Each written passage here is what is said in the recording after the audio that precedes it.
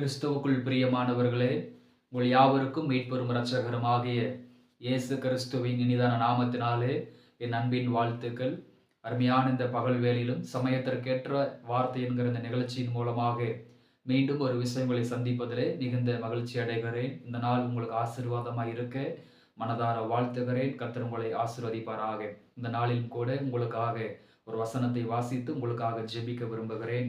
என்னோடு கூட வேதத்தை திருப்பிக் கொள்ளுங்கள். சங்கீதங்களின் புஸ்தகம் 139வது சங்கீதம் அதனுடைய 5வது வாக்கியத்தை வாசிக்க கேட்போம்.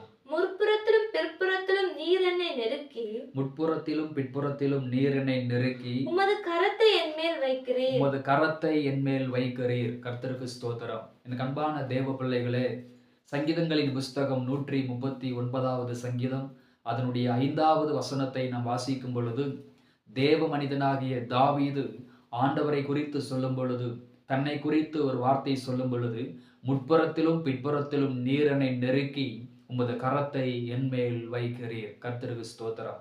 இந்த சமயத்திற்கேற்ற இந்த வார்த்தை என்கிற இந்த நிகழ்ச்சியிலே முற்புறத்திலும் பிற்புறத்திலும் நெருக்கம் என்கிற தலைப்பில் நாம் சிந்திக்க போகிறோம். தாவீதுடைய வாழ்க்கையில பாருங்கள், ஆண்டவர் அனுமதித்த ஒரு காரியம். முற்புறத்திலும் நெருக்கம், பிற்புறத்திலும் நெருக்கம்.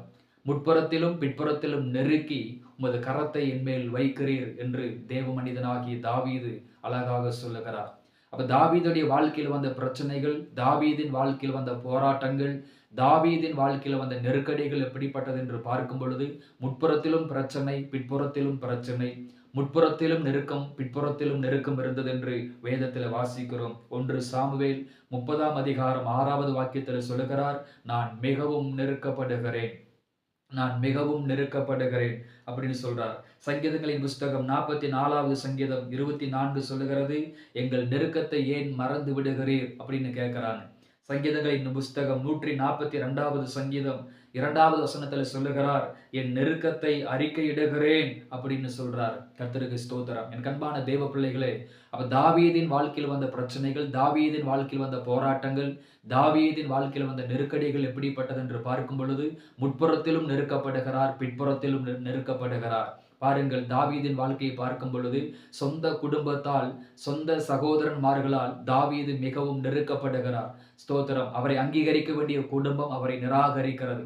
ஆதரவாய் இருக்க வேண்டிய குடும்பம் தாவீதை நிராகரிக்கிறது. ஒரு பக்கம் சொந்த குடும்பத்தால் நெருக்கப்படுகிறார், இன்னொரு பக்கம் ஸ்தோத்திரம் சவுலினால் மிகவும் நெருக்கப்படுகிறார், மிகவும் தூஷிக்கப்படுகிறார், கொலை செய்வதற்காக வகை தேடப்படுகிறார். அப்ப தாவீதுக்கு முற்புறத்திலும் பிற்புறத்திலும் அதிகமான நெருக்கம் இருந்தது. ஆனால் அந்த நெருக்கத்தை குறித்து படிக்கும் பொழுது, தாவீதின் வாழ்க்கையில் எந்த அளவுக்கு நெருக்கம் இருந்ததோ அந்த அளவுக்கு கர்த்தருடைய கரம் தான் அந்த நெருக்கத்தில் வெளிப்பட ஆரம்பித்தது. என் அன்பான தேவ பிள்ளைகளே, இயற்கைக்கு மிஞ்சின ஒரு நெருக்கத்தை சந்திக்கிறீர்களோ, சரீர பலத்திற்கு மிஞ்சின ஒரு நெருக்கத்தை சந்திக்கிறீர்களோ, பண நெருக்கடியோ, பொருளாதார நெருக்கடியோ, குடும்ப சூழ்நிலைகளோ, தேசாதிபத்திய வல்லமைகளோ, இல்லை எந்த விதமான சூழ்நிலைகளா இருந்தாலும் சரி, எந்த விதமான நெருக்கடிகளா இருந்தாலும் சரி, ஒருவேளை தாவீதின் அனுபவத்தை போல முற்புறத்திலும் நெருக்கப்படுகிறேன், பிற்புறத்திலும் நெருக்கப்படுகிறேன் அப்படின்னு சொல்லி ஒருவேளை இந்த வார்த்தைகளை கேட்டுக்கொண்டு இருப்பீர்களானால், தாவீதுக்கு நடந்தது உங்கள் வாழ்க்கையிலும் நடக்கும் என்பதிலே எந்த விதமான மாற்று கருத்தும் இல்லை. தாவீதுக்கு என்ன நடந்தது?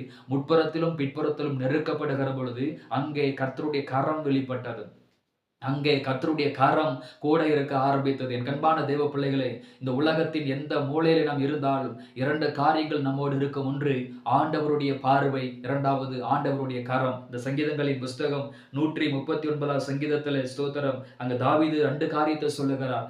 எங்கு வானத்திற்கு போனாலும் பூமிக்கு போனாலும் அங்கேயும் நீர் இருக்கிறீர், உம்முடைய கண்கள் என்னை பார்க்கிறது, உம்முடைய கரம் என்னோடு கூட இருக்கிறது என்று சொல்லுகிறார். அப்ப தாவீதின் வாழ்க்கையில இருபுறமும் நெருக்கப்பட்ட பொழுது அங்கே கர்த்தருடைய கரம் வெளிப்பட்டு அவரை உயர்த்தினது என்று வேதத்தில் வாசிக்கிறோம். நீங்களும் முற்புறத்திலும் பிற்புறத்திலும் நெருக்கப்படுகிறீர்களோ, நிச்சயமா ஆண்டவருடைய கரம் உங்களுக்காக இறங்கி வரும். உங்கள் குடும்பத்திலே ஆண்டவருடைய கரம் இறங்கி வரும். உங்கள் வாழ்க்கையிலே ஆண்டவருடைய கரம் இறங்கி வரும். உங்கள் ஊழியத்திலே ஆண்டவருடைய கரம் இறங்கி வரும். நெருக்கப்படுகிற உங்களுக்கு அவருடைய கரமே அடைக்கலமாய் இருக்க போகிறது. அவருடைய கரமே உங்களுக்கு அனுகூலமாய் இருக்க போகிறது. கர்த்தருக்கு ஸ்தோத்திரம். பாருங்கள், முற்புறத்திலும் பிற்புறத்திலும் நெருக்கம் அப்படின்னு சொல்லுகிற பொழுது, தேவ மனிதனாக யாக்கோபை குறித்து நாம் தெளிவாக தெளிவாக படிக்கலாம். யாக்கோபு தன்னுடைய சகோதரனாகிய ஏசாவுக்கு பயந்து தன்னுடைய மாமாவாகிய லாபானுடைய வீட்டுக்கு புறப்பட்டு போகிறார். லாபானுடைய வீட்டுக்கு போய் அங்கே மூத்தவளுக்காக 7 வருடமும் இளையவளுக்காக 7 வருடமும் அதற்கு பிற்பாடு அவர்களை பிழைக்க வைப்பதற்காக 6 வருடமும் கிட்டத்தட்ட 20 வருட காலம் தன்னுடைய மாமாவுடைய வீட்டில் அவர் வேலை செய்கிறார். மந்தைகளை கவனித்துக் கொள்கிறார். மனைவி, பிள்ளைகள், ஆடுகள், ஒட்டகங்கள், மாடுகள், மிருக ஜீவன் சொல்லி பல்லிகை பெருகுகிறார். இப்போ யாக்கோபு ஒரு முடிவுக்கு வருகிறார். இதற்கு மேலே இந்த இடத்தில் இருக்க வேண்டாம், சொந்த தேசத்திற்கு புறப்பட்டு போகலாம் என்று சொல்லி ஒரு நாள் முடிவெடுத்து லாபான் வீட்டில் இல்லாத நேரம் பார்த்து தன்னுடைய மனைவியையும் தன்னுடைய பிள்ளைகளையும் தன்னுடைய மிருக ஜீவன்களையும் அழைத்து கொண்டு புறப்பட்டு சென்று விட்டார். தன்னுடைய சொந்த தேசத்திற்கு அவர் திரும்பி போகிறார்.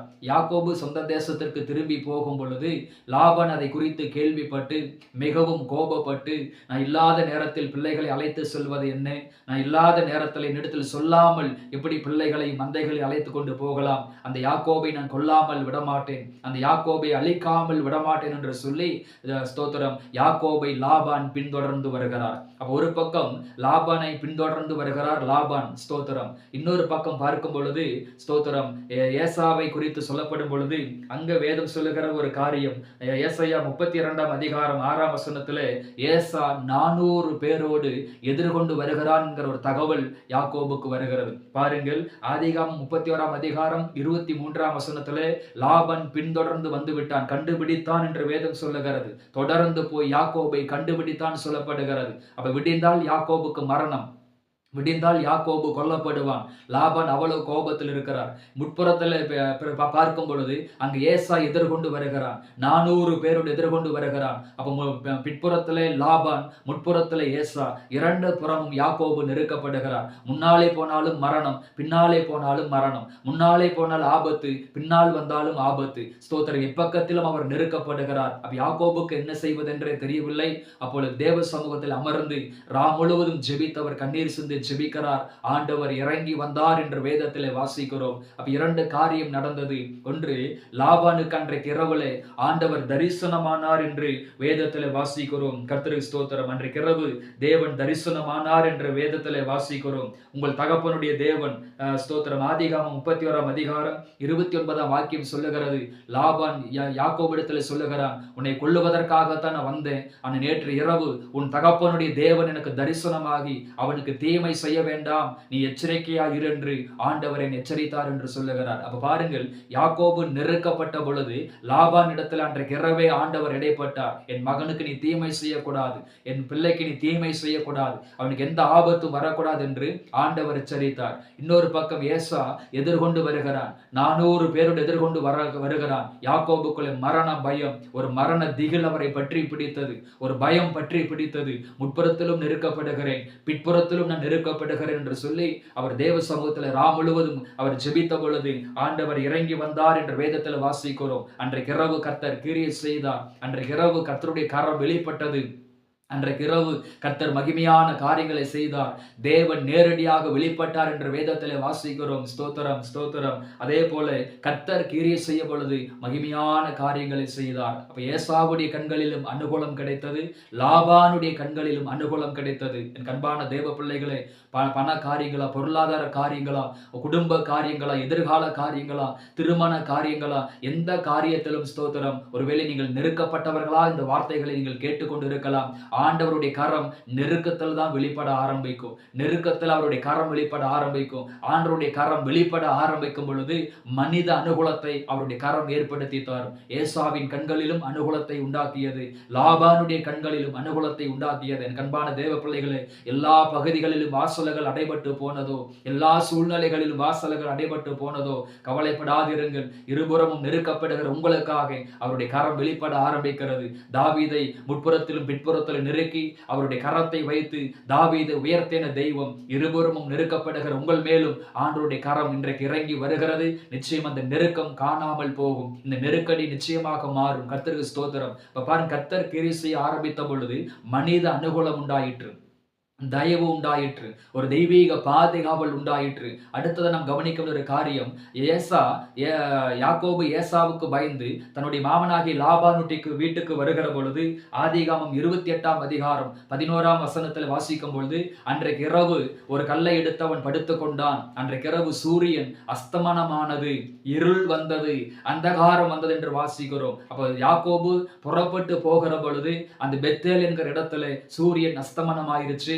ஸ்தோத்திரம். எதிர்காலத்தை குறித்த பயம், வாழ்க்கை குறித்த பயம், என்ன செய்ய போகிறோம், என்ன பண்ண போறோம், எப்படி வாழ போகிறோம், எதிர்காலம் எப்படி இருக்கும் என்கிற பலவிதமான பயங்கள், பலவிதமான பதட்டங்கள், பலவிதமான சோர்வுகள், பலவிதமான பலகீனங்கள் அந்த பெத்தேலில் அவருடைய வாழ்க்கையில் இருந்தது. அன்றைக்கு இரவு ஒரு மரண பயம் அவரை கட்டாயமா பற்றி பிடித்திருக்கும். அந்த பெத்தேலிலே சூரியன் அஸ்தமனம் ஆனது என்று வேதத்தில் வாசிக்கிறோம். ஆனால் கர்த்தருடைய கரம் இறங்கி வந்து ஏசாவின் கண்களிலும் லாபானுடைய கண்களிலும் அனுகூலத்தை உண்டாக்கின பொழுது, அன்றைக்கு இரவு கர்த்தருடைய கரம் வெளிப்பட்டதனாலே ஆதிகாமம் 32ஆம் அதிகாரம் 36ஆம் வசனத்துல வேதம் சொல்லுகிறது, யாக்கோபு பெனியேலை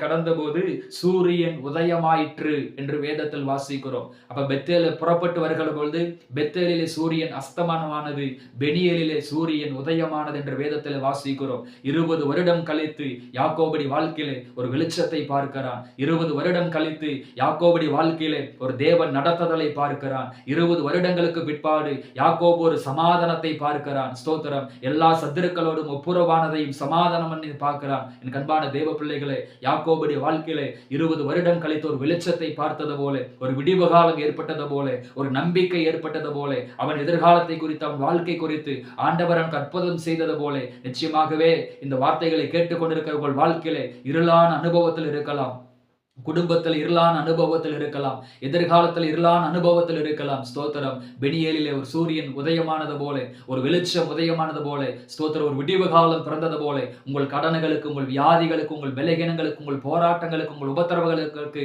ஆண்டவர் ஒரு விடிவு காலத்தை ஏற்படுத்த போகிறார். கர்த்தருக்கு ஸ்தோத்திரம். இந்த வார்த்தைகளின் அடிப்படையிலே ஆண்டவர் உங்களை ஆசீர்வதிப்பாராக. அன்பின் பரலோக பிதாவே, ஆசீர்வாதமான இந்த பகல் வேலைக்காக நன்றி செலுத்துகிறோம்.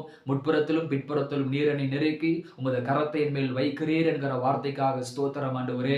தாவீது முற்புறத்திலும் பிற்புறத்திலும் நெருக்கப்பட்ட பொழுது உம்முடைய கரம் ஆண்டவரே அவரை ஆசீர்வதித்து உயர்த்தி அந்த தேசத்தை மேன்மைப்படுத்தினது போல இந்த பிள்ளைகளை உயர்த்தியருளும். யாக்கோபு முற்புறத்திலும் பிற்புறத்திலும் நெருக்கப்பட்ட பொழுது மனித அனுகூலத்தை உண்டாக்கினீரப்பா.